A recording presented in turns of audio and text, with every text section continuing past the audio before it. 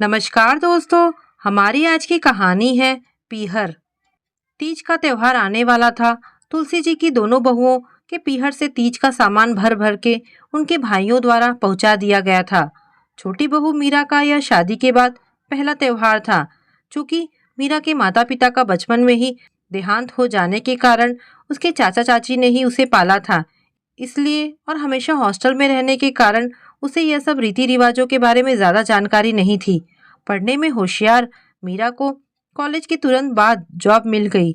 आकाश और वो दोनों एक ही कंपनी में थे, जहां दोनों ने एक दूसरे को पसंद किया और घर वालों ने भी बिना किसी आपत्ति के दोनों की शादी करवा दी।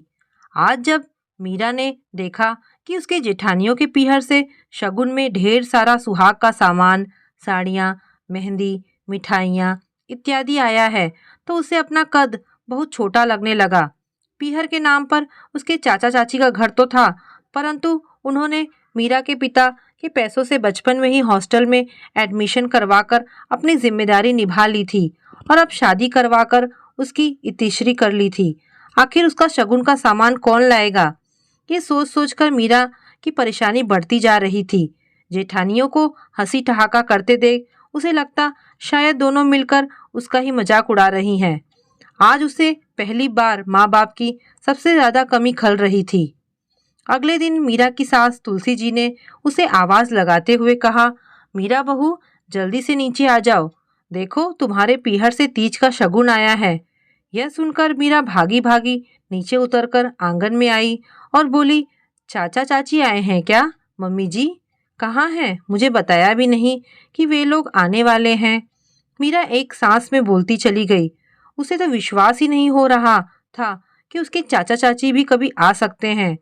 तभी तुलसी जी बोली, अरे नहीं, तुम्हारे चाचा चाची नहीं आए, बल्कि भाई और भाभियां सब कुछ लेकर आए हैं।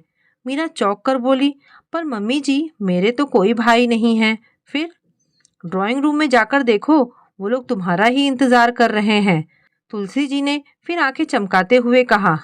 मीरा कश्मकश में उलझी धीरे धीरे कदम बढ़ाती हुई ड्राइंग रूम में घुसी तो देखा उसके दोनों जेठ जेठानी वहां पर सारे सामान के साथ बैठे हुए थे।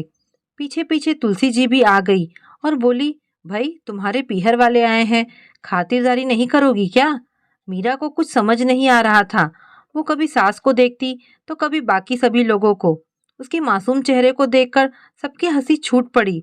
तुलसी जी बोली, कल जब तुम्हारे जेठानियों के पीहर से शगुन आया तो हम सबने ही तुम्हारी आंखों में वह नमी देख ली थी जिसमें माता पिता के ना होने का गहरा दुख समाया था।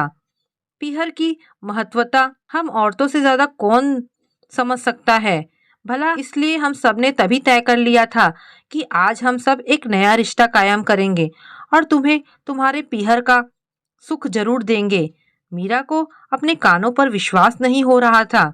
जिन रिश्तों से उसे कल तक मजाक बनने का डर सता रहा था, उन्हीं रिश्तों ने आज उसे एक नई सोच अपनाकर उसका पीहर लौटा दिया था। मीरा की आंखों से खुशी और कृतज्ञता के आंसू बह रहे थे। समाज में एक नई सोच को जन्म देने वाले उसके ससुराल वालों ने मीरा का कद बहुत ऊंचा कर दिया था। साथ ही साथ अपनी बहू के ससुराल को ही अपना पीहर बनाकर समाज में उनका कद बहुत ऊंचा उठ चुका था। तो दोस्तों, ये कहानी आपको कैसी लगी? मुझे कमेंट करके अवश्य बताएं।